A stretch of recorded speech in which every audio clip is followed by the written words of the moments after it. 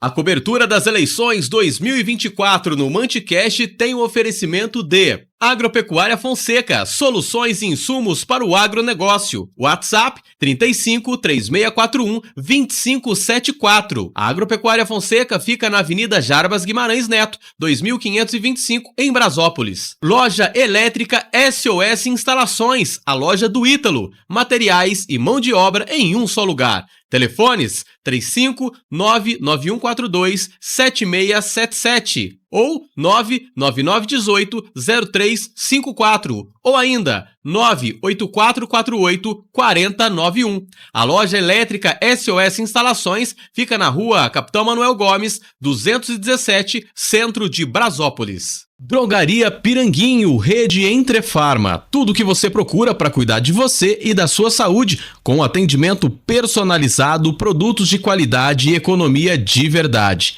A Drogaria Piranguinho, rede Entrefarma, fica na Avenida Juscelino Kubitschek de Oliveira, número 90, centro de Piranguinho. Telefone 35 3644 1385. WhatsApp 35 99936 7542. Olá, meus amigos, sejam muito bem-vindos ao Manticast. Estamos aí nos aproximando, do período eleitoral. 2024 é um ano de pleito municipal, com as disputas aos cargos de prefeitos e vereadores nos mais de 5 mil municípios do Brasil. E o Manticast tem o prazer de fazer uma série especial de entrevistas com os pré-candidatos a prefeito e prefeita dos municípios de Brasópolis e Piranguinho. Aqui, cada participante terá a oportunidade de apresentar suas ideias, suas propostas para o futuro das cidades, em conformidade com as regras estabelecidas para garantir aí um ambiente justo e também construtivo. Destaco que todos os pré-candidatos e pré-candidatas foram convidados, receberam as regras para participação e as mesmas perguntas, com a única diferença que são algumas perguntas específicas em acordo com a realidade de cada município, Brasópolis e Piranguinho, devido às suas diferenças, locais, há algumas perguntas que são específicas para cada município. As entrevistas serão realizadas em ordem alfabética, ou estão sendo realizadas de ordem alfabética, proporcionando igualdade de oportunidade a todos os participantes. Como eu disse anteriormente, para garantir um ambiente justo e construtivo, durante as entrevistas com os pré-candidatos, nós estabelecemos algumas regras essenciais que devem ser seguidas por todos os participantes. Cada candidato vai ter aí no máximo 1 hora para apresentar suas ideias e propostas. Esse tempo será dividido em 3 partes principais, que é uma breve introdução do pré-candidato, a apresentação das propostas e as considerações finais. As propostas apresentadas pelos pré-candidatos vão ser divididas aí em 5 eixos principais, que serão abordadas dentro das perguntas enviadas previamente, que são elas sobre saúde, educação, assistência social, que inclui a habitação e programas sociais, desenvolvimento, que abrange a cultura, turismo, esporte e lazer, emprego e renda, e o planejamento envolvendo as tecnologias, gestão fiscal, responsabilidade e regularização fundiária. Durante a entrevista é expressamente proibido ultrapassar o tempo designado para a entrevista, realizar ataques pessoais ou difamação contra outros pré-candidatos, criticar gestões anteriores ou atuais, seja no âmbito municipal, estadual ou federal, de forma desrespeitosa ou prejudicial, e declarar sua candidatura de forma antecipada, também por óbvio, fazer pedidos explícitos ou implícitos de apoio ou votos. O objetivo principal da entrevista é discutir as ideias e propostas de cada pré-candidato de forma construtiva e respeitosa, e a gente encoraja, logicamente, o diálogo aberto e objetivo que contribua para o entendimento aí da população sobre as diferentes visões e os planos de ação dos participantes. A entrevista vai ser conduzida por mim, de forma séria e objetiva, na busca do cumprimento das regras estabelecidas e também para facilitar aí o debate equilibrado e produtivo entre os pré-candidatos. Quem acompanha o Manticast sabe que nas nossas redes sociais, nós, ao longo da semana, logo após a publicação dos episódios, a gente posta aí os nossos cortes. Porém, para evitar beneficiar os pré-candidatos, nós não faremos nenhum corte dessa série de entrevista e o nosso material poderá ser utilizado pelos pré-candidatos para corte, publicação em suas redes sociais, desde que seja nos dado o crédito. Destaco que todas as regras e os detalhes dessa série de entrevistas foram enviados ao juiz eleitoral, à promotora de justiça e também ao chefe da 51ª Zona Eleitoral de Brasópolis, que abrange, além dos municípios de Brasópolis e Piranguinho, também Piranguçu e São José do Alegre. Nós estamos ansiosos aí para ouvir as propostas de cada pré-candidato, né, e contribuir aí para esse debate esclarecedor e produtivo, que as entrevistas sejam um espaço de diálogo e reflexão para toda a população. Eu agradeço desde já a presença do pré-candidato e a todos os pré-candidatos que vão participar e estão participando aqui, e também pelo respeito às regras.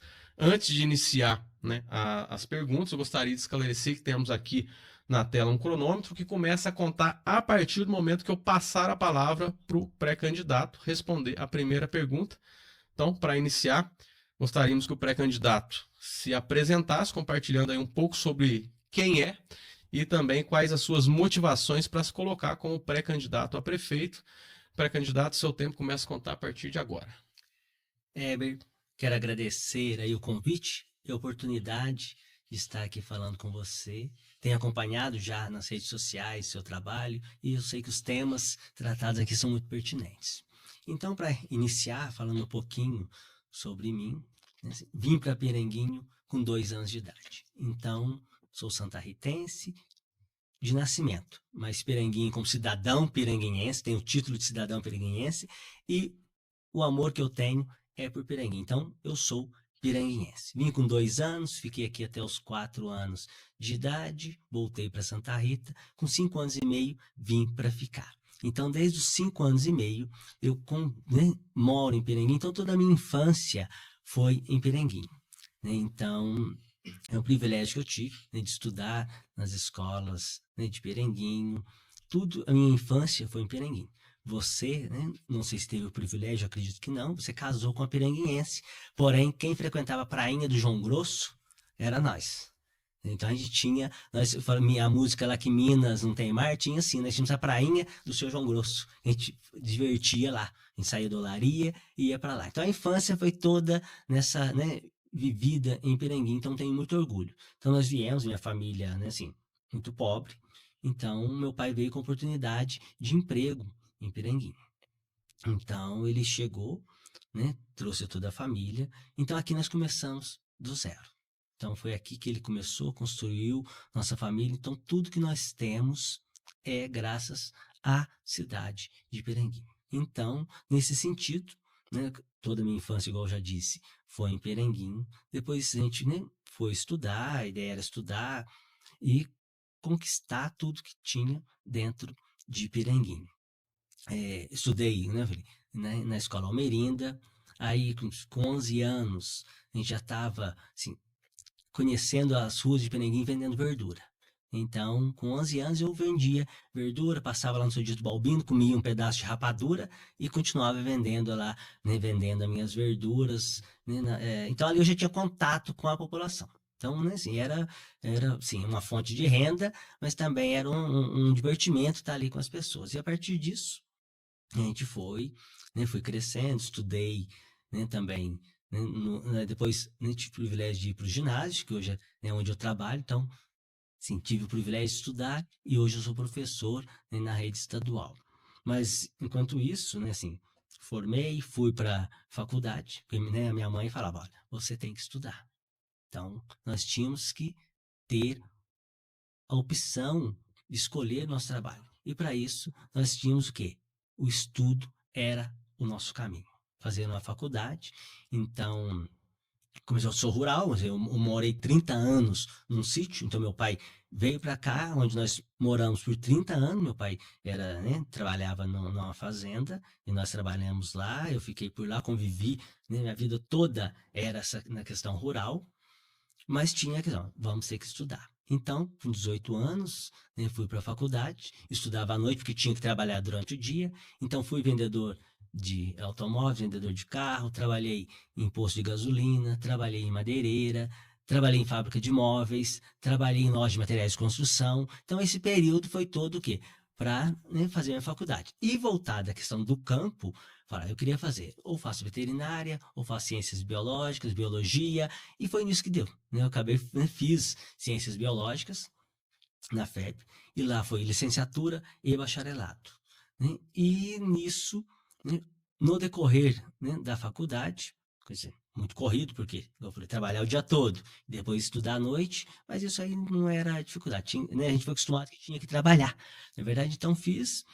E tive o privilégio, né, em 2004, no ano que eu estava formando a faculdade, eu tive o privilégio de fazer o concurso público, né, para servidor do Estado de Minas Gerais, né, na Secretaria de Educação. Fiz o concurso em 2004, no qual eu estava formando em dezembro, fiz em novembro, passei, né, no concurso, em primeiro lugar, e em 2005, né, formado, eu assumi, né, um cargo no Estado. Então, em 2005, eu já entrei como professor, né, de Ciências e Biologia na Escola Sebastião Pereira Machado, a qual estou há 20 anos lá na Sebastião. Então, isso me orgulha muito e é onde eu quero, né, aposentar, né, como professor. Me orgulha muito essa relação. Aí, nesse período, eu fiz análises clínicas, especialização em análises clínicas em Taubaté, no qual voltado para a minha área, a área de laboratório, a área que eu dou na docência, ensinei, então a ciência, nesse sentido, também o estudo ajudou muito. E também tive um privilégio, né, em 2005, final de 2005, eu fui convidado, né, pelo professor Adoniran para estar indo para a prefeitura também, assumindo um cargo técnico dentro da prefeitura voltado para a minha área, né, na área da biologia das ciências. Eu fui para o departamento de vigilância sanitária, finalzinho de 2005 para 2006. Então, 2006, 2007 e 2008, eu assumi o departamento de vigilância sanitária. Então, ali foi um contato direto, né, que eu tive aonde? Já com a administração pública, com o serviço público também voltado na prática, porque eu estava, né, já era servidor do Estado, né, onde eu era o professor ali, né, o docente, mas assim, quando fui pro município, é uma realidade diferente, porque você põe a mão na massa, é onde as coisas acontecem, é ali no Poder Executivo.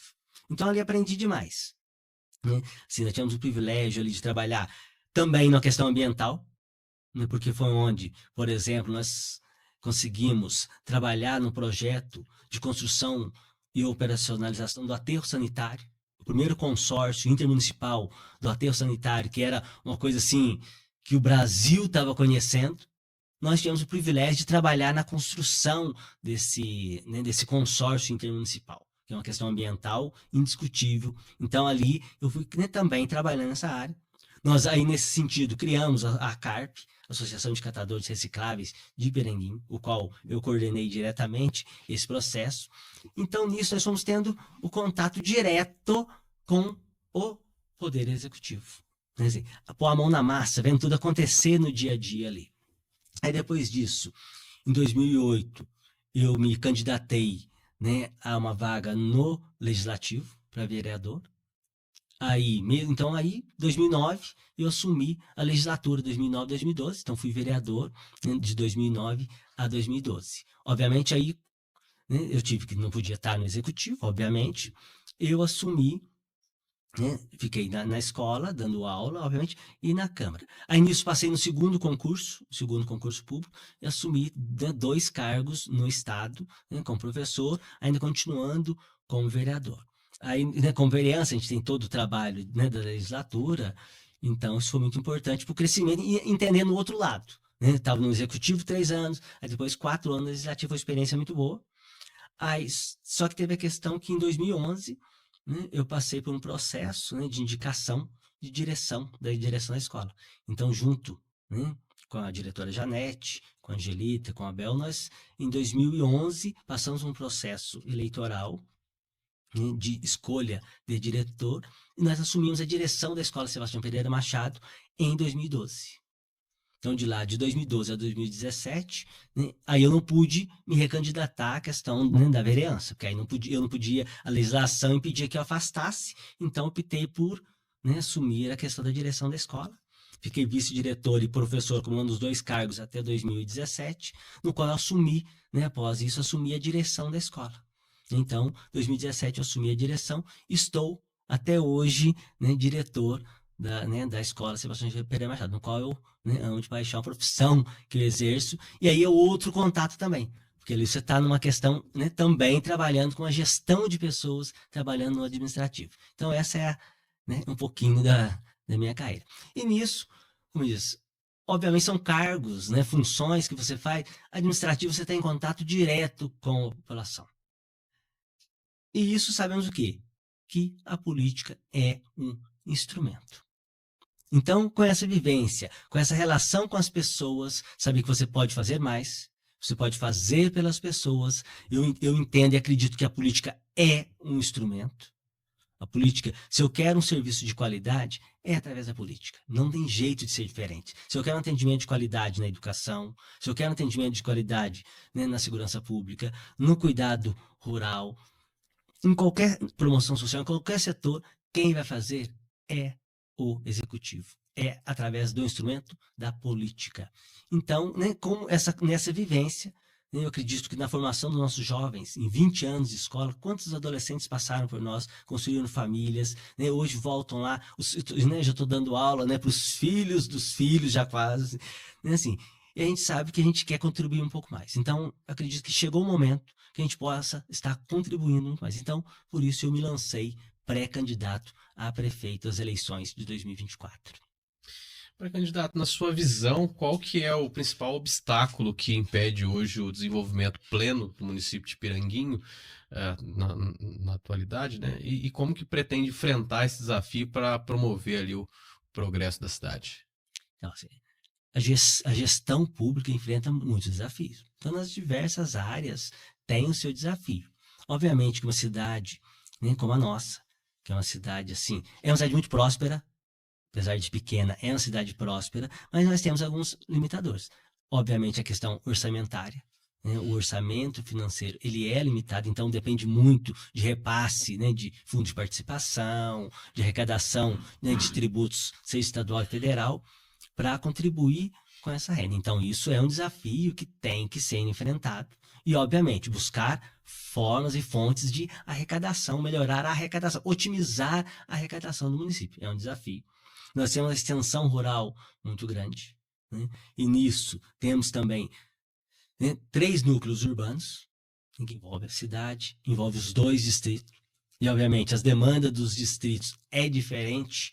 Assim, então, você tem aqui a questão, né, de serviços públicos que tem que ser feito diariamente em núcleos urbanos que são diferentes de zona rural. Então, isso implica o quê? Um atendimento diferenciado em polos, né, da saúde, da educação. Então, isso também é um diferencial e é um desafio para a gente assumir. Mas nós temos certeza que com otimização de recursos, priorização, né, do atendimento de qualidade e um investimento que seja feito assim de forma otimizada nos recursos, você consegue avançar nessas áreas e enfrentar esses desafios.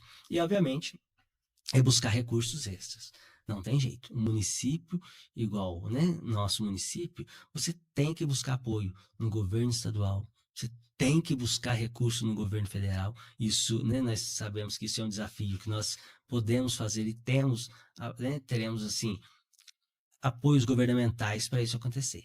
Porque senão, na cidade pequena, você não consegue resolver, porque a demanda, né, o cobertor é curto para o frio que vem. Mas, assim, não interessa, o cobertor está lá, o gestor está lá, e é isso que tem que fazer. Então, né, essa que é a nossa predisposição a estar aí, né, enfrentando esses desafios no município, para desenvolver cada vez mais. Um dos principais gargalos dos municípios, né? Isso em todo o Brasil, são mais de 5 mil municípios, a gente sabe que é a saúde, né? Um dos principais e mais importantes pontos assim a ser tratado. Quais são os principais desafios enfrentados hoje pelo sistema de saúde e como você pretende enfrentar? Então, primeiramente, o seguinte, né, você mesmo já falou, a saúde é um desafio. E a saúde é uma das prioridades. O doente não espera. Então, o doente, ele quer, ele precisa do atendimento de qualidade, de um atendimento rápido, preciso e eficaz. Mas um município, né, como o nosso, né, obviamente qualquer outro município que faz um atendimento primário, então o atendimento de assistência primária à saúde tem que ser feito com qualidade. Porque já é provado, né, nós já tivemos experiências com a administração que 80%, né, das questões de saúde são resolvidos na atenção primária. Então, por exemplo, uma experiência muito bem sucedida é a questão, né, assim, da otimização do serviço da estratégia de saúde da família. A estratégia de saúde da família, ela tem que estar com equipes muito estruturadas, equipes bem montadas, porque é elas que vão estar onde? Nas casas das pessoas. Então, uma pessoa não infartou do dia para a noite. Ela infartou porque possivelmente a hipertensão, né, ela estava com hipertensão, pois é, então não cuidou do pré-saúde. Então, o desafio nosso é esse, de novo, estruturar, reestruturar, né, as equipes, estratégia de saúde da família, humanizar o atendimento, ter presteza no atendimento, porque o atendimento tem que ser prioridade, tem que atender rápido, porque se você trabalha com a prevenção, você não vai trabalhar depois com média e alta complexidade, que o custo é elevado. Talvez nem eficácia tem, porque já está num grau complicado.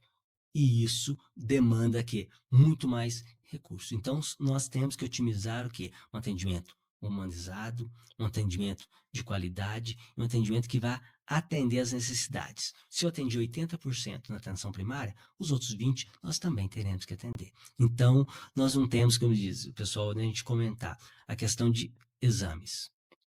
É um desafio muito grande, porque nós temos que ter médico, claro. O pilar tem que ter médico.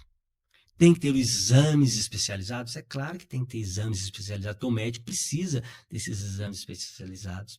Precisa o quê? De medicamento. Precisa de remédio. Precisa. Mas primeiro vamos trabalhar dos 80% cuidando da atenção primária. Depois, nossa segunda obrigação, cuidar desses 20%. Médico. Tem que chegar, tem que ter um atendimento de qualidade. Tem que ter o médico para atender. Eu não sei a hora que eu vou ficar doente também. Na atenção primária, tudo bem, mas uma atenção até de urgência, no atendimento, tem que ter um horário estendido. Igual eu falei, nós temos os distritos.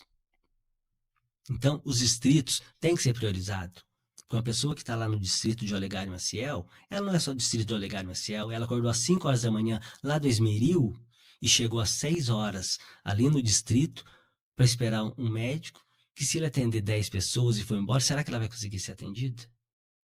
Ela foi atendida. Ela precisa de um exame. Como é que está, né, a gama de exames? Esse exame não pode demorar 30 dias, 60, 90, 6 meses para ser atendido, ou um ano, ou até mais. Ela precisa desse atendimento, precisa desses exames. Teve o exame, e agora onde que ela vai buscar o medicamento?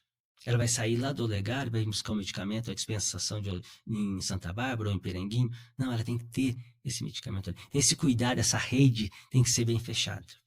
Então, esse é o desafio. Nós amarrarmos todos, né, fazer um atendimento humanizado, um atendimento de qualidade e, obviamente, precisamos dos profissionais envolvidos. E nós sabemos que os profissionais, nem seja na saúde ou qual área for, é uma área sensível. Então, para isso, né, ter o profissional que queira estar ali, um profissional que seja valorizado também, obviamente, com capacitação, reuniões de grupo, tem que ter. Nós temos que, né? Eu lembro que a gente tinha grupos de hiperdia, por exemplo, ou pegar um grupo saúde mental, um grupo, né, de atividades físicas, nutricionistas. Então, é otimizar esse trabalho. Né? A demanda é grande? A demanda é grande. Mas esse trabalho tem que ser uma das prioridades para fazer. E, obviamente, chegou. Tem que ter o médico? Tem que ter o profissional médico. Quando eu falo médico, eu estou falando toda a equipe médica. É o médico, é o enfermeiro, é o auxiliar, porque aquela triagem tem que ser feita de forma eficaz. Porque ele vai priorizar, chega, faz uma triagem. Não tem que passar por 10 pessoas na triagem, né? Mas tem que ser uma triagem eficiente para atender o mais rápido possível. Se eu estou doente, eu não posso esperar 1 hora, 2 horas, 3 horas para ser atendido. Né? Então, essa agilidade no processo terá que ser uma das prioridades dessas demandas. Pré-candidato, acho que basicamente você respondeu também a segunda pergunta, né? Que é a questão da melhoria do acesso à população do serviço de saúde básica e especializado, como garantir a qualidade do atendimento e a humanização do serviço de saúde, caso você queira complementar, acho que basicamente você já mas é isso. Ele tem que ter um médico? Tem que ter um médico. Tem que ter o exame especializado? Tem que ter o exame especializado. Porque se não tiver o exame, né, não tiver ali uma gama de especialização e exame, não vai adiantar fazer uma consulta médica.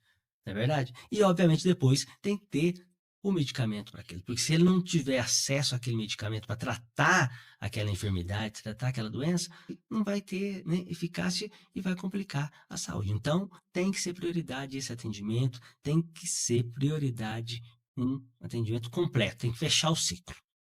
Primeiro, atenção primária, atenção primária, passou, né? Deu, né? Fez tudo certo, tudo bem. Precisou de uma especialização, precisou de um médico, tem que ter profissional. Temos que ter convênio aonde for. Então essa é a demanda, tem que ser atendida, né, para os munícipes de Piranguinho, seja, né, na sua complexidade em todos os distritos, zona rural e no centro. Pré-candidato, outro problema que a gente sabe que os municípios têm, e você está na área, né, educação, também outro gargalo, né, e um pilar importante dos municípios. Como que você pretende promover a valorização dos professores e melhorar a infraestrutura das escolas em Piranguinho? Aí eu suspeito em falar, não é verdade? Mas assim, primeiro que é um olhar com carinho. E, assim, nós acreditamos nos profissionais que nós temos, né? Assim, o professor, ele sabe fazer, ele sabe ouvir, ele sabe organizar, ele sabe planejar, ele sabe executar. Agora, o que nós precisamos é que esses profissionais sejam ouvidos. Não adianta uma pessoa de fora chegar para falar para eles. Não que não tenha, porque, claro, o professor é muito aberto para isso. Acho que qualquer profissão, qualquer contribuição externa é muito importante. Mas o primeiro passo para valorizar o trabalho desse profissional é deixar ele fazer. É ouvir como é que ele faz. É a partir daquela demanda que ele tem, daquela realidade que ele tem com seus alunos, ele fazer um trabalho. Porque, obviamente, os alunos do distrito de Santa Bárbara é diferente dos alunos do distrito de Olegário, que é diferente, né, dos alunos da Cristóvão, dos alunos da Escola Almerinda, porque é um município só, mas é uma realidade diferente. E quem está ali trabalhando com eles? São os professores. Então os professores sabem aquela demanda. Então a valorização passa por isso: sentar, ouvir, planejar, discutir junto, levantar propostas e executar e dar autonomia para a execução. E também acompanhar esse processo. O professor não pode ficar abandonado lá na escola. Ele tem que ter um acompanhamento, porque ele quer esse respaldo. A demanda hoje está muito grande. Nós passamos aí por um processo de pandemia que nós, da educação, sofremos demais. Todos os setores, obviamente, sofreram muito. Mas, assim, em termos de aprendizado, assim, nós vamos levar anos para sanar, né, essa defasagem que teve. Nós não dimensionamos qual foi o estrago que a pandemia fez, né, na capacidade intelectual dos nossos alunos. E eu acredito principalmente os pequenininhos, porque os pequenininhos eles estão ali estavam na fase de desenvolvimento, socialização, né? E isso foi tirado deles. Então o professor teve que se reinventar. Né? Então o professor conseguiu reinventar, tirar, como diz, né, a água da pedra para fazer com que o ensino acontecesse durante 2 anos, 2 anos e meio aí. Então foi um desafio muito grande. E, obviamente, a valorização do professor passa também por um plano de carreira que não seja, né, assim, faz isso que você ganha isso, faz isso. Não, ele tem que ser um plano de carreira que consiga promover, né, assim, as boas práticas, valorizar as boas práticas. Então, sim, claro, a formação acadêmica, o comprometimento. Então, tudo isso tem que ser valorizado. Né? E só para ilustrar essa questão, assim, eu participei da construção do plano de cargos e salários de carreira do setor da educação lá em 2009, quando né, nós assumimos, que até, né, foi aprovado, quando a gente estava na gestão como vereador. Isso muito me orgulha, porque eu não tinha nenhum plano de cargos e salários, nenhum plano de carreira para o setor. Eu penso que todo o setor público, na independência da educação, todos os setores da administração pública, por exemplo, no caso aqui a municipal, tenham plano de carreira. Porque isso valoriza os bons profissionais. E aqueles que às vezes estão desmotivados, passam a motivar. Aqueles que não estão tão bons, eles passam a querer melhorar, querer crescer dentro da carreira. Então, o plano, né, de valorização não tem que ser só do professor, tem que ser todo servidor público. Porque tem uma visão, muitas vezes, equivocada do servidor público. O servidor público não quer trabalhar, é preguiçoso. De jeito nenhum. Nós que estamos no chão da fábrica, como dizem, somos servidores, né, tanto do Estado, municipal, que seja, a gente está ali trabalhando com as pessoas, somos pessoas comprometidas. E esse reconhecimento tem que ser levado muito a sério. Então, isso vai colher frutos. Pré-candidato, outro ponto também ainda da educação, né, é a questão dos desafios da educação. Quais são os principais desafios, né, enfrentados hoje e quais os principais investimentos necessários no município? Então, o primeiro deles, né, eu até comecei na questão anterior, eu falei, a questão da alfabetização.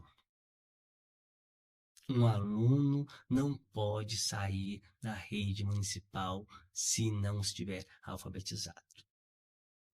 Porque a alfabetização não acontece quando chega com a gente. Nós estamos lá, estamos alfabetizando, montamos salas para alfabetizar, mas alguma etapa foi queimada. Assim como aquele aluno lá dos anos, né, iniciais, está lá na creche, na pré-infância, que está lá na creche, ele tem que brincar. Aquele aluno tem que ter espaço para brincar. Esse é a função de ele estar lá, é brincar. Obviamente, depois ele tem que estar reconhecendo os números, reconhecendo as letras e assim por diante. Então, hoje o desafio da questão da alfabetização é um desafio. Nenhum aluno nosso pode sair do ensino fundamental, anos iniciais, sem estar alfabetizado. Aí por isso que eu digo, o professor tem que ter um suporte para juntos detectarmos o que temos que melhorar, o que temos que ajustar para que isso não aconteça. Porque quando ele chegar no ensino fundamental, ele saiba ler, escrever, interpretar, responder e assim por diante. Tá? Então esse é um desafio principal. Obviamente, outros desafios, né, que a gente terá, por exemplo, e terá que ser feito, por exemplo, eu acredito que sim, o ensino integral. Então, investir na educação integral. Nós temos escolas, né, que estão num turno só. E é meta, né, a nível nacional, do Plano Nacional de Educação, né, que os nossos alunos estejam em ensino integral. Por quê? Se o seu filho, se você falar que você falar que o seu filho está na escola, o seu filho está na igreja, o seu filho está na quadra de esporte, você está tranquilo. Não é verdade? Meu filho está lá na escola. Você sabe que ele está garantido, ele está bem cuidado lá. Então, é essa promoção, essa tranquilidade que nós temos que dar para os pais. Né? E é isso, essa formação intelectual de um aluno, de uma criança que esteja ali na educação integral, vai ter uma alimentação de qualidade. Então, esse é o desafio. Nós temos que também ter uma alimentação de qualidade, porque a gente ainda sabe que alguns alunos vão ali para se alimentar. Nós temos na rede estadual isso, adolescentes que chegam, disfarçam, professor, estou com dor de cabeça, fala, o que você tem? Quer comer alguma coisa? Será que tem alguma coisa para comer? Então nós temos, não é um, não é dois, não é três. Então, né, fazer uma merenda de qualidade. O espaço físico da escola não pode ser amontoado. Né? As crianças tem que ter espaço para estudar, tem que ter espaço para brincar, tem espaço para praticar esporte. Então, nós temos que viabilizar o quê? Infraestrutura para que principalmente as nossas crianças, gostam de correr.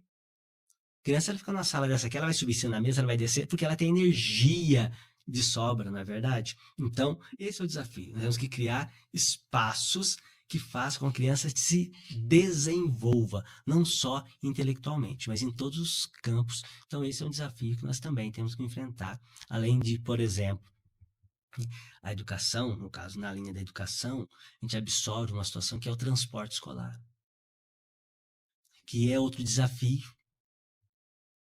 Ônibus de qualidade, ônibus novos que garantam a segurança, na quantidade, né, certa para aluno. Nós temos problemas com monitores, né, assim, é uma demanda que, né, dentro dos ônibus, que a gente sabe que vai criança, né, vai o pequenininho da rede municipal junto com os maiorzinhos da rede estadual. A gente sabe que ali no ônibus o motorista tem que estar concentrado aonde? Né, porque ele está levando 40 vidas ali. Então a responsabilidade dele é cuidar onde ele não pode, né, olhar a questão onde as crianças estão sentando no banco, estão em cima do banco, sentado ou não. E criança não adianta, a criança fala para ele, fica sentadinho, ele fica 2 minutos sentado, depois ele vai levantar. Então, é um desafio. como resolver isso. Ah, é com monitor nos ônibus? O gestor tem que resolver. O problema é do gestor, porque o gestor tem que resolver essa situação. Então, são desafios que tem que fazer. Hoje a demanda cresceu muito a questão de professores de apoio. Então, precisa, né, alunos que precisam de um atendimento educacional especializado. Que eles estão na rede municipal, estão na rede estadual. Então, monitores, professores de apoio, é uma demanda crescente. Não é só em Piranguinho, é no Brasil inteiro, né, no mundo, que tem que ter, né, um atendimento especializado. Então, uma professora lá com 27 alunos pequenininhos, né, se tem, né, 2, 3 que precisam de um atendimento especializado, como é que ela vai dar conta? Então, ela precisa daquele apoio para ajudar a trabalhar. Então, são desafios que têm que ser enfrentados, né? Aí só assim a gente começa, né, assim, a avançar na questão da educação. Pré-candidato, também outro eixo importante, né, que a gente sabe que existe uma grande demanda, basicamente em todos os municípios do nosso país. A gente sabe que isso também, obviamente, se reflete nos nossos municípios, né? Aqui em Piranguinho não é diferente. Para garantir a moradia digna para a população, há planos habitacionais previstos aí para um eventual governo? A Constituição Federal fala, né? Todos temos direito à moradia. A gente fala, nós temos direito à educação, temos direito à saúde, que a gente fala muito, né? Tem direito à educação, à saúde, à segurança. E a moradia é o último que se fala. As pessoas precisam ter casa. E casa o quê? Com chave na porta. Um gestor público tem que assumir esse compromisso. Porque vai dar dignidade para as pessoas. A gente convive com, né, quantas pessoas a gente conversa e sabe que a pessoa ganha um salário mínimo. No final do mês, 500, 600 reais vai para pagar aluguel. Aí 50 de água, 50 de luz, mais alguma coisinha ali. Sobra o que para a pessoa? Ela vai viver do quê? Então, casa tinha que ser um direito. Né? É um direito, mas tinha que ser um dever dos órgãos públicos, dos gestores públicos, fazer com que, né, cada um tenha a chave da sua casa. Então, nós não iremos descansar dia e noite seja através de recursos do governo federal, que hoje tem experiências de muito recurso. Né? Nós precisamos o quê? Cadastrarmos na hora certa e buscarmos os recursos. Então, tem que ser uma prioridade de todo gestor público. Não será diferente, né, com a gente. Construção de moradias para as pessoas que precisam. E moradia, de novo, repito, moradia que a pessoa, quando ela adquirir sua casa, ela já tem a possibilidade de entrar e já morar. Porque não posso dar meia casa. A pessoa não pode, né, ganhar meia casa. Tem programas do governo que são, né, assim, que conseguem hoje a juros subsidiados pelo governo, mas isso demanda o quê? Interesse público municipal, porque os sistemas são alimentados, são geridos pelo gestor municipal. Então, casa é dignidade e tem que ser prioridade em todos os governos. Pré-candidato, ainda nessa seara da assistência social, né, a gente gostaria de saber como que você pretende ampliar o acesso aos programas sociais já existentes e se há planos para criar novos programas para atender as demandas da população que a gente sabe que tem aí, vive em situação de vulnerabilidade. Então, hoje, assim, nós ouvimos falar muito que antigamente, né, os prefeitos eles davam cestas básicas. Então, aquele assistencialismo, né, que criava um vínculo ali de obrigação. Isso acabou. E o principal mecanismo, né, na prefeitura para resolver essa situação é um sistema de promoção social estruturado, organizado, que esteja ali para atender aquela população que precisa. Porque a promoção social, que aí também, em 2009, nós tivemos o privilégio de estar ali estruturando uma secretaria de promoção social, que eu acho que é de extrema necessidade, porque são milhões e milhões de reais que entram no município através dos programas sociais. E muitas vezes essas pessoas carentes, Elas só vão ter acesso e conhecimento a esses programas se eles tiverem alguém que oriente. Então eu não tenho que ir lá e dar uma cesta básica. Né? Antes era no gabinete do prefeito que fazia isso antigamente, né? Porque eu não tinha promoção social. Hoje não. Hoje tem programas de transferência de renda, né? Via, né, os governos que se façam. Então, a promoção social é uma secretaria, é um departamento que a função dela é otimizar, capitalizar os recursos e dali encaminhar os recursos para as áreas, para as pessoas que precisam. Porque se eu chegar para uma pessoa, uma família, né, falar, você vai entrar no gov.br e vai lá, que lá tem o recurso. Ela pergunta, o que é isso? Se eu chegar em casa e falar para meu pai e minha mãe, eles entrarem no gov.br, não vão saber. E não é obrigação de saber, não. Né? Agora, o gestor público, as secretarias, tem que montar essas estruturas. Então, a promoção social, ela tem que capitalizar. Né? A gente está vendo aí nas enchentes, né? A destruição que foi no Rio Grande do Sul, a gente estava vendo a capitalização de recursos, qual que estava, assim, eu via lá os prefeitos, eles estavam preocupados porque não tiveram tempo de levantar, né, quais eram as famílias que iriam precisar dos recursos. Com certeza perdeu tudo na enchente, até as próprias secretarias perderam a documentação, mas é ali na promoção social que você tem a real dimensão, né, das pessoas que precisam. E às vezes algumas que precisam não vão procurar porque não tem uma identidade. Então, tem que ter um suporte para isso. Então, a promoção social é de extrema. Uma promoção social estruturada, com uma equipe que faça busca ativa. A promoção social tem que ser busca ativa. Ela tem que ir até a população. Porque se esperar vir, só vai vir aquilo que está ali, né, no desespero, muitas vezes. Mas muitos que precisam, às vezes não sabem que precisam. Mais que hoje tem muito, né, a questão da comunicação, mas a gente sabe que muitas pessoas não têm acesso a isso. Então, eu lembro quando a gente chegou a visitar, a gente visitava casas, né, no processo, quando a gente estava até montando a associação de catadores, só para ilustrar aqui, que as crianças defecavam no chão da casa ali. Né? O banheiro tinha o vaso que não funcionava e defecavam ali. Quer dizer, ali tem que ter uma atuação, uma promoção social ali, né? De um agente, né, público, aquilo ali. Tem que atuar diretamente para resolver aquele problema.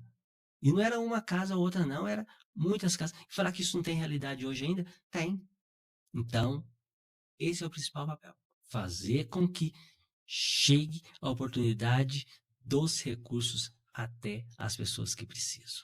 Isso é o desafio. Para candidato, outra área importante, obviamente, é a questão do desenvolvimento, né, que envolve aí cultura, turismo, esporte, lazer, emprego e renda. Como que você pretende promover o desenvolvimento da cultura local e quais ações serão tomadas também para fortalecer o turismo? Então, assim, não, quando nós falamos, né, questão de geração de emprego e renda, né, muitos pensam ali a questão de trazer uma grande empresa. Né? Hoje, a grande empresa no município ainda continua sendo a prefeitura, continua sendo, né, por exemplo, a escola, que é um órgão estadual, com a demanda grande de pessoas. O que nós temos que fazer, aí, o desafio, é fomentar os pequenos empreendimentos. Né, nós temos ali o privilégio de ter o maior pé de moleque do mundo. Assim, mas ali cada um produz. Mas são quantas famílias que dependem daquilo ali. Eu estava conversando com um dos empresários, produtor, né, do doce, ele emprega 80 pessoas. Então, 80 pessoas é uma empresa, para mim, né, no meu entendimento, para Porte de Perenguinho, é uma empresa de médio porte. Então, é uma pessoa, um empresário, que tem que ter incentivo do governo municipal. Tem que ter ali um apoio, um suporte. Assim, a própria infraestrutura do município tem que estar voltada para ajudar esse empresário. Aí, por exemplo, né, a gente tem a festa do Pé de Moleque, que é um sucesso, a festa é muito bonita, a gente tem, né, o privilégio de, né, estar ali há muitos anos com essa festa. Gera emprego e renda? Claro que gera. né? E durante todo o ano, que as pessoas buscam ali, então os empresários, né, no ramo do pé de moleque, hoje eles se estruturaram. Eu lembro quando nós levávamos o doce do pé de moleque, era aquele papel pardo. A gente ia para Belo Horizonte, algo assim, porque eu falo, gente, eu moro na cidade, eu não produzo não, mas não adianta, tem que levar o doce. Hoje, se você vê, as pessoas querem ganhar o presente que é o doce do pé de moleque. Embalagens, né, elaboradas, bem feita, né, embalagem individual, coletiva. Então, isso tudo agregou valor ao produto. Então, a festa do pé de moleque é uma questão cultural muito forte. Nós ainda moramos também numa cidade, então vamos valorizar cada vez mais a festa do pé de moleque. Esse ano tivemos uma experiência diferente, então esse ano ela aconteceu num espaço diferente. Ficou muito boa a festa, né? Ficou muito legal. Tinha uma expectativa muito grande, né? Que ela aconteceria no parque da cidade. Aconteceu, foi muito boa. Tem que melhorar algumas coisas? Claro que tem. Todo ano você tem que melhorar, senão vai ficar na mesmice. Então, o desafio é esse: melhorar o espaço, melhorar a logística e fazer a festa cada vez mais conhecida, cada vez melhor. Mas no dia a dia, temos que apoiar esses produtores que estão ali. Cada dia tem que, né, valorizar mais, seja com capacitação, né, com incentivo fiscal, estrutural, o que tiver que ser, tem que fazer. Nós temos as festas de comunidades. Então a prefeitura tem que valorizar essas festas da comunidade. A questão nossa cultural, a cultura de Perenguim, o teatro, né? O teatro sempre foi uma referência, né? O grupo de teatro de Perenguim sempre é referência. Então isso tem que ser, sim, trabalhado com muito mais intensidade. A escola é formadora de cultura. As crianças têm uma riqueza ali na fomentação de cultura muito grande, seja na música, na dança, no teatro, na pintura, só que tem que ser incentivado. É uma constante. Eu não posso chegar num ano, promover aquele tanto de cultura, no outro ano não promover. Então, esse é o desafio. Fazer o que? A cultura tem que ser uma coisa constante. Por exemplo, na escola. É um celeiro de riqueza dentro da escola. Então, vamos começar com a cultura, com a arte, dentro da escola. E aí nós vamos multiplicando para todas as áreas culturais. Então, isso vai ajudar, com certeza, né, a desenvolver renda também para o município. Mas, candidato, ainda nessa área, né, nesse eixo, quais são suas propostas para investimento no esporte em relação a ampliar também as opções de lazer no município? Eu trabalho com adolescente, então eu convivo com os adolescentes. Então, assim, a felicidade deles é a hora que eles chegam no recreio. Ô, professor, pega a bola para nós, deixa eu pegar a bola para nós lá. Sim, então eles vivem uma bola. Aí eles pegam a bola de vôlei, de basquete, de futsal, pega a peteca do badminton, e num espaço só eles conseguem administrar tudo isso. Eles conseguem administrar todo esse espaço, né, essa logística dentro de uma quadra. Eles ficam ali felizes da vida. Então, o jovem, porque ele tem muita energia para gastar. E a hora que ele sai dali? Ele quer estar numa quadra, ele quer ir lá no Jardim Beira-Rio, ele quer ter uma quadra que ele possa utilizar, mas ela tem que ter uma rede, ela tem que ter uma cesta de basquete. É isso que eles querem, uma cesta de basquete naquela quadra. Eles, claro, tem que ter uma iluminação de qualidade, tem que ter uma limpeza prévia, tem uma rede, né, de vôlei, porque eles querem ocupar aqueles espaços. Tem que ser um espaço limpo, cuidado. Então, isso tem que ser prioridade. Aquela no Santa Ifigênia, eu quero entrar no campo, eu quero brincar lá no campo. A quadra do lado, eu quero utilizar aquela quadra do lado. Eu quero ir lá no Pinhal Redondo, eu quero ter uma quadra no Pinhal Redondo, ou no Olegário, né? Ou na Serrinha, eu quero um campo de futebol lá na Serrinha. Vamos lá. Quanto tempo eu joguei bola no campo das Gomeiras? O primeiro campo de futebol que nós fomos jogar é no campo das Gomeiras, né? Vivia ali jogando. Então, eles têm essa necessidade. Então, esses espaços têm que ser construídos, têm que ser reformados, têm que ser cuidados e têm que ser oferecido para esses alunos. Então, onde tiver que ter, onde é um espaço, tem que ser construído esses espaços de lazer. Porque eu disse, né, se você sabe onde seu filho está, né, você está tranquilo. E se ele está ali num campo de futebol, está ali numa quadra, né? O pessoal tem a raia de maia, pediu a raia de maia, né, vão jogar, né, a maia ali, o boche, é isso que querem. Simplesmente uma rede de jogar um badminton, eles querem isso. A escola nossa fica, eles pegam a chave comigo toda hora. Né? No fim de semana, o telefone toca de 10 em 10 minutos. Professor, está ocupada a quadra lá? Vou pegar a chave para nós. Pode ir lá. Já tem os professores de educação física também cuidam da. Então, esses espaços, se tiver oportunidade, eles ocupam o tempo todo. E tem que ocupar. É para isso que serve os espaços. Então, tem que se otimizar, tem que se construir quadras, tem que se construir campos de futebol, tem que construir um campo de futebol de areia ou, né, outro material, o que tiver. Esses espaços têm que estar à disposição dos jovens, dos adultos, das crianças. Então, é um desafio que tem que ser também uma prioridade. Porque se ele está ali brincando de bola, brincando, né, um futebol, um vôlei, um basquete, um badminton, uma peteca, o que for, ele está ali, não está pensando em nada de mal. Ele está ali, né, assim, práticas esportivas é saúde. Esse é o desafio, com certeza. Pré-candidato, você inclusive falou um pouco sobre a questão da geração de emprego, mas quais são as suas propostas para incentivar a geração de emprego e renda no município? Primeiro, você tem que capitalizar a questão de empresas. Mas não é questão de buscar uma empresa de 100, 200, 300 empregos. É o que tiver que otimizar. Então, primeiro, buscar empresa. Mas não tem empresa, é de pequeno. Não, tem que buscar. Então, nós temos que buscar, tem um espaço, né, direcionado para isso, vamos, né, motivar a iniciativa privada a vir fazer parcerias públicas-privadas para vir. Vamos assim, se você calça uma rua perante um espaço, né, que a pessoa possa construir um galpão, isso é um incentivo para ela. Né? Buscar a empresa, incentivo fiscal, né, tem um terreno, tem ali assim, uma questão de uma parceria com o serviço público que possa dar uma assessoria. Né? O pessoal fala em desburocratizar, mas é verdade.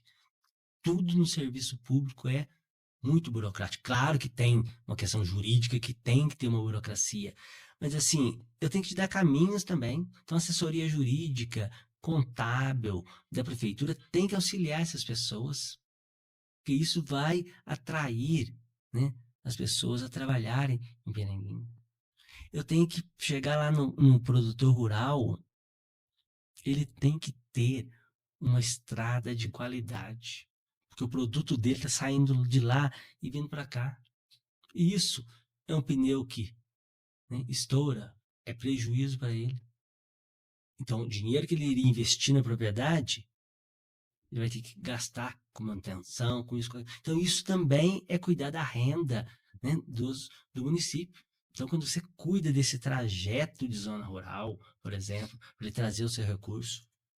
Hoje, nós temos, assim, uma legislação que, na rede estadual, nós temos que comprar 30% da agricultura familiar. Então, hoje, no mínimo, tem, né, uma cidade que é pequena igual a nossa, 60, 70, 80 mil reais eu tenho que comprar, né, da produção local, de produtor rural. Então, temos que chegar junto com a Emater, né? Já é uma parceira nossa. Edgar, quem estiver lá, vamos fazer um trabalho direcionado, vamos capitalizar isso aí que eu sei que já é feito e vamos otimizar. Por quê? Vamos comprar agricultura familiar, né, também a prefeitura vai comprar agricultura familiar dos produtores, que o valor deve ser, né, desse ou maior ainda. Então, isso está gerando também emprego e renda. Então, nós vamos com a fábrica, não. É valorizar o que está ali. Hoje, nós temos o comércio, nós tínhamos a visão assim, eu vou comprar alguma coisa, a gente sair de Pereninha e comprar em Itajubá. Você vai fazer compra em Itajubá. Hoje, não. Hoje, sim, as pessoas já, né, eu sei que vêm de Brasópolis, param em Piranguinho, né, vão comprar numa loja de calçado, uma loja de vestuário. Então, assim, essas lojas, né, estão cada vez melhor. Hoje nós temos a nossa Rua Nova, né, tem a Rua Nova de Itajubá, nós temos a nossa Avenida JK. Mas o que ali, aquele comerciante que está ali na Avenida JK, né? Que é assim, ali se paga um preço alto no terreno porque é valorizado. Tem que revitalizar aquela Avenida JK. Primeiro que é o cartão postal da cidade. É o cartão postal da cidade. Então, né, você chega na cidade, qualquer um passar por lá, não vai falar só mais da festa do pé de moleque, vai falar que a cidade é bonita, a cidade é bem cuidada. Então, é esse incentivo que o comerciante quer para melhorar a fachada da sua loja. Ele vai fazer uma fachada bonita, mas a calçada está esburacada. O asfalto está com buraco. O meio-fio, um é de 20 centímetros, outro é 30, outro é rampado, outro é só no concreto, outro é na terra, outro é... Não. Então, o gestor público tem que cuidar do que é público. Porque se ele cuida do que é público, ele mantém bonito, obviamente, também, né, o comerciante ele vai valorizar. Então, por exemplo, é um incentivo que a prefeitura estaria dando, revitalizando essa Avenida JK, por exemplo. Assim, eu sou fã de São Bento do Sapucaí. Nem quem passa por São Bento, não, Santo Antônio de Pinhal, desculpa, Santo Antônio de Pinhal. Eles revitalizaram tudo aquilo lá. E quando o trânsito passou uma mão única, indo, a outra vindo, eu lembro direitinho quando a gente voltou, e era bonito. A hora que voltava, o fundo das residências eram feios. E passa lá hoje. As pessoas passaram também a cuidar daquilo. Porque parceria, com certeza, do setor, né, público com as pessoas. Então, isso valoriza o comércio. Se é um lugar gostoso, as pessoas vão sair de Itajubá, vão em Perenguim. As pessoas vão deixar de sair de Perenguim para ir gastar em Itajubá ou vir gastar em Brasópolis. As pessoas daqui eu quero que vão para lá também. Né? Assim, então, são auxílios que a gestão pública pode fazer. Candidato, chegamos aqui nas algumas das últimas perguntas, estamos 8 minutos, né? Agora a questão do planejamento, né, que envolve aí tecnologia, gestão fiscal, responsabilidade e também a questão da regularização fundiária. Como você pretende utilizar as tecnologias e a inovação para otimizar os serviços públicos e a gestão municipal?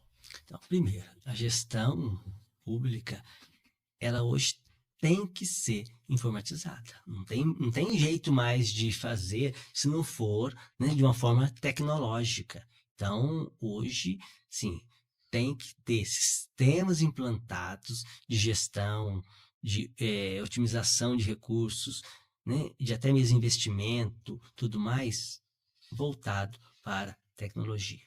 Eu, né, assim, estou na gestão há 8 anos, assim, a gente sabe isso, essa responsabilidade fiscal é o meu CPF que está lá. Eu administro uma caixa escolar com 30 contas bancárias. Só para achar que não, né? Eu administro 30 contas bancárias. A gente tem uma equipe, né, que está com a gente lá, que é muito bom, né, reduzido, mas o CPF que está lá é o meu. Então, se eu não tiver responsabilidade fiscal ou não tiver um gerenciamento daquele recurso, R$ 1 que foi investido ou não foi investido, que deixou de aplicar numa conta, por exemplo, que deu juro, tem que fazer uma DAI e pagar com recurso próprio. Então, isso eu estou muito tranquilo quanto a isso, porque, né, eu vivo essa gestão.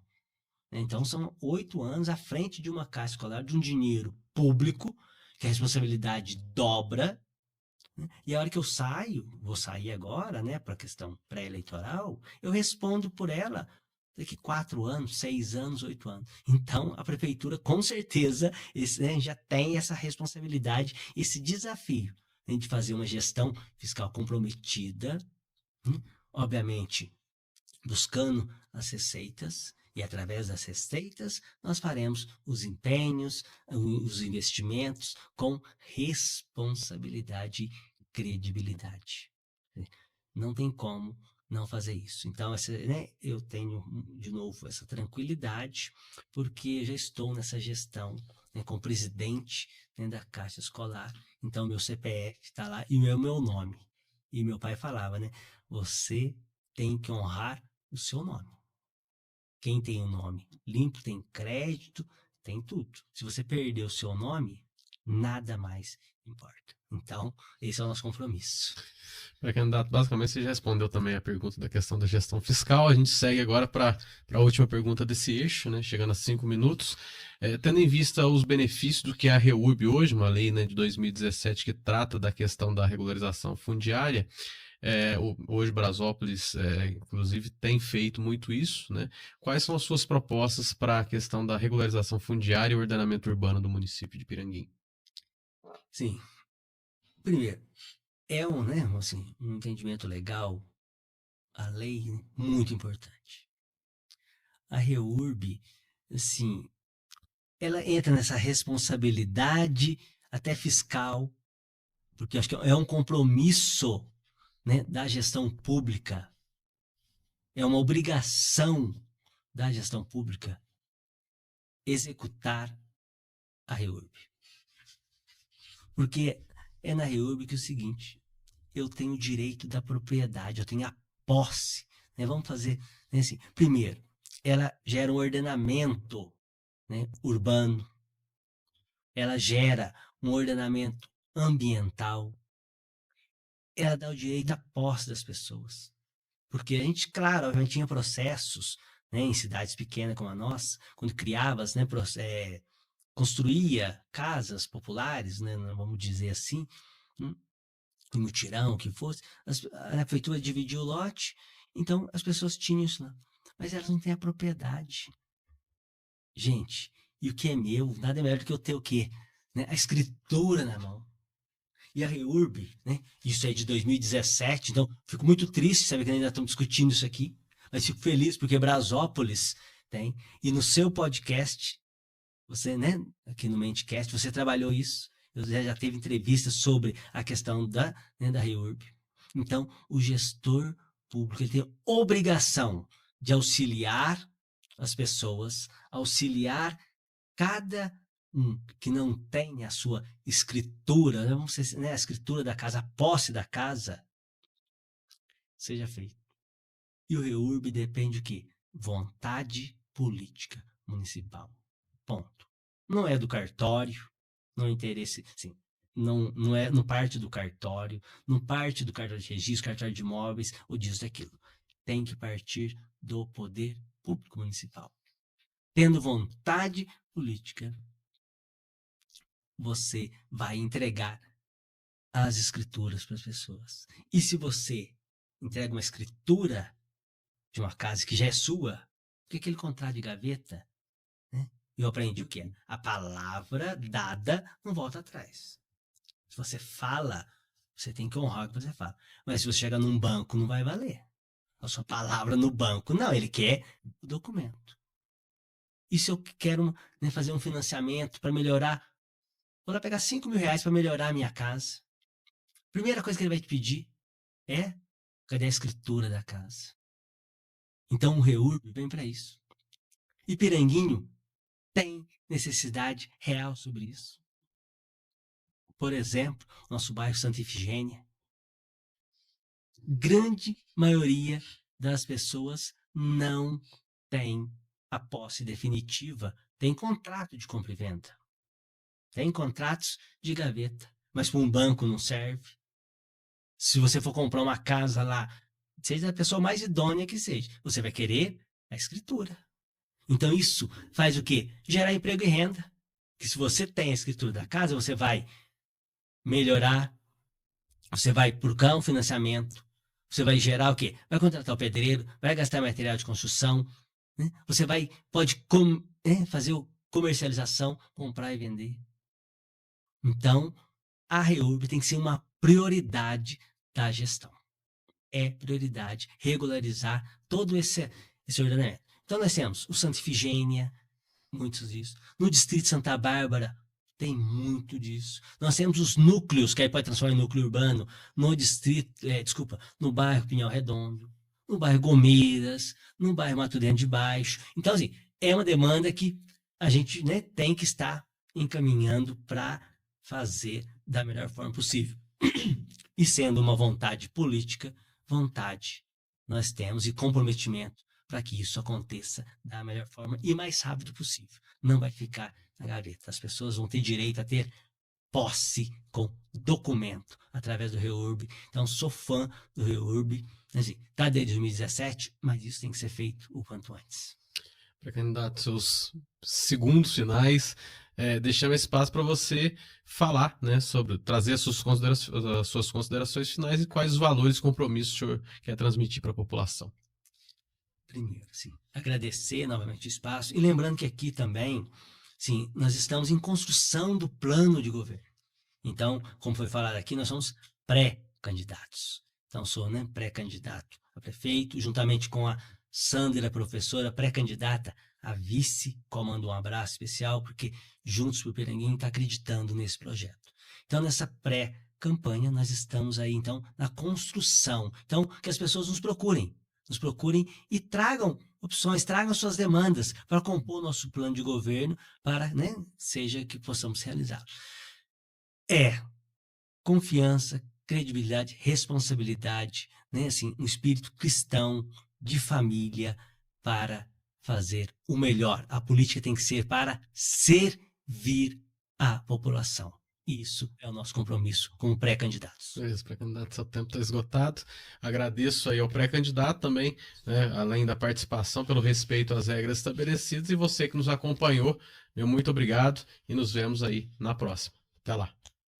A cobertura das eleições 2024 no Manticast tem o oferecimento de Agropecuária Fonseca, soluções e insumos para o agronegócio. WhatsApp 35 3641 2574. A Agropecuária Fonseca fica na Avenida Jarbas Guimarães Neto, 2525, em Brasópolis. Loja Elétrica SOS Instalações, a loja do Ítalo. Materiais e mão de obra em um só lugar. Telefones 35991427677 ou 999180354 ou ainda 984484091. A loja elétrica SOS Instalações fica na rua Capitão Manuel Gomes, 217, centro de Brasópolis. Drogaria Piranguinho, rede Entrefarma. Tudo o que você procura para cuidar de você e da sua saúde, com atendimento personalizado, produtos de qualidade e economia de verdade.